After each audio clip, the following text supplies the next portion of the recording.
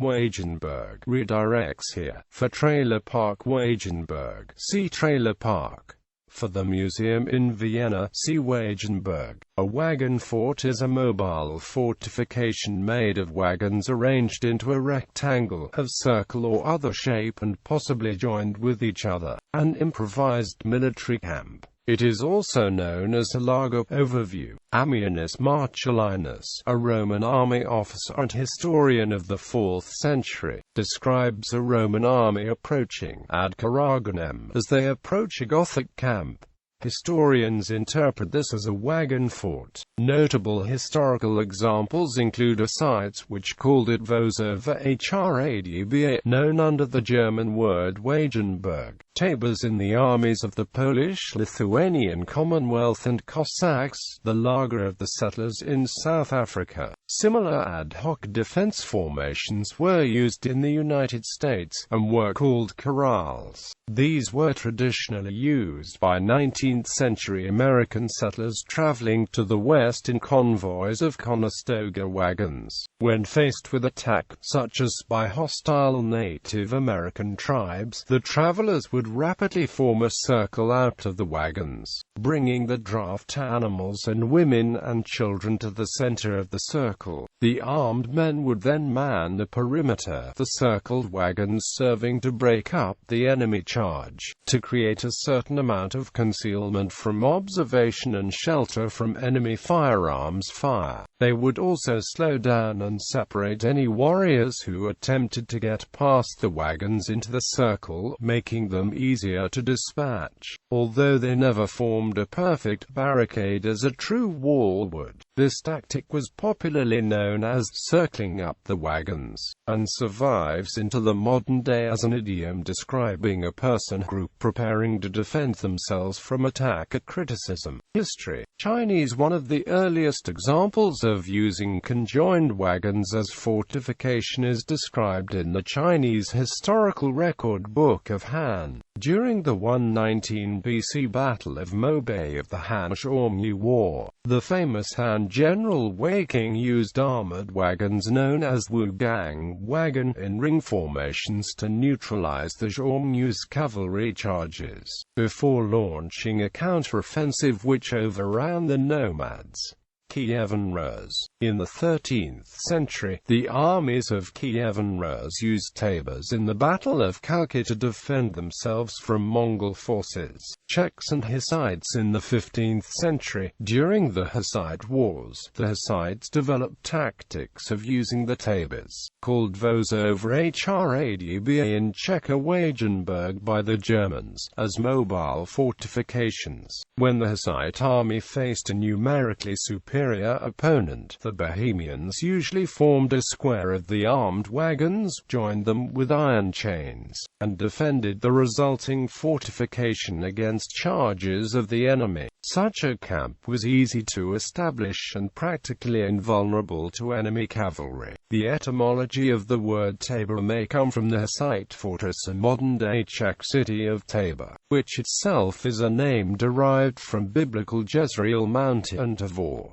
A crew of each wagon consisted of 18 to 21 soldiers, 4 to 8 crossbowmen, 2 handgunners, 6 to 8 soldiers equipped with pikes or flails, 2 shield carriers and 2 drivers. The wagons would normally form a square, and inside the square would usually be the cavalry. There were 2 principal stages of the battle using the wagon fort: defensive and counterattack. The defensive part would be a pounding of the enemy with artillery. The Hussite artillery was a primitive form of a howitzer, called in Czech a haunis, from which the English word howitzer comes. Also, they called the guns the Czech word pistola, meaning that they were shaped like a pipe or a fife, from which the English word pistol is possibly derived. When the enemy would come close to the wagon fort, crossbowmen and handgunners would come from inside the wagons and inflict more casualties on on the enemy at close range. There would even be stones stored in a pouch inside the wagons for throwing whenever the soldiers were out of ammunition. After this huge barrage, the enemy would be demoralized. The armies of the anti-Hussite crusaders were usually heavily armored knights,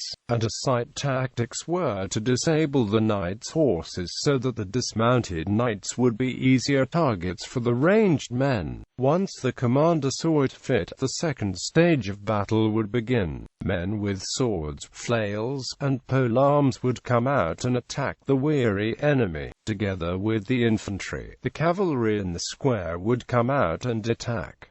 At this point, the enemy would be eliminated, or very nearly so. The wagon fort's effect on Czech history was lost, but the Czechs would continue to use the wagon forts in later conflicts. After the Hussite wars, foreign powers such as the Hungarians and Poles, who had confronted the destructive forces of Hussites, hired thousands of Czech mercenaries. At the Battle of Vienna in 1444, it is said that 600 Bohemian handgunners defended a wagon fortification. The Germans would also use wagons for fortification. They would use much cheaper materials than the Hussites, and they would have different wagons for the infantry and the artillery. The Russians also used a type of movable fortress, called a gulia igorod, in the 16th century. Another use of this tactic would be very similar to the infantry squares used by Wellington at the Battle of Waterloo and the South African Lager. The wagon forts would form into squares that would support each other. Whenever an enemy charged between two forts, marksmen from both of them would easily exploit the advantage and kill many of the enemy. The wagon fort was later used by the crusading anti-Hussite armies at the Battle of Tach. However, the anti-Hussite German forces, being inexperienced to this type of strategy, were defeated. The Hussite wagon fort would meet its demise at the Battle of Lipany, where the Utraquist faction of Hussites defeated the Taborite faction by getting the Taborites inside a wagon fort on a hill to charge at them by, at first attacking, then retreating. The Utraquists would reunite with the Catholic Church afterwards. Thus ended the wagon fort's effect on Czech history. The first victory against the wagon fort at the Battle of Tachov showed that the best ways to defeat it were to prevent it from being erected in the first place, to get the men inside of it to charge out of it by means of a feint retreat. Thus, the fortification would lose its prime advantage. Variations: Lager A, Lager, Lager, Liga or Laer, Afrikaans pronunciation or Afrikaans pronunciation, closing parenthesis.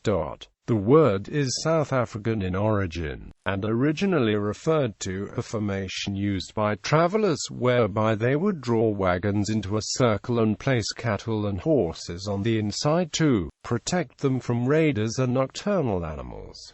Lager were extensively used by the voortrekkers of the Great Trek during the 1830s. The lager was put to the ultimate test on the 16th of December 1838, when an army of 10,000 Zulu impis besieged and were defeated by approximately 350 voortrekkers in the aptly named Battle of Blood River. In 19th-century America, the same approach was used by pioneers who would circle the wagons in case of attack. Tabor A tabor is a convoy or a camp formed by horse-drawn wagons.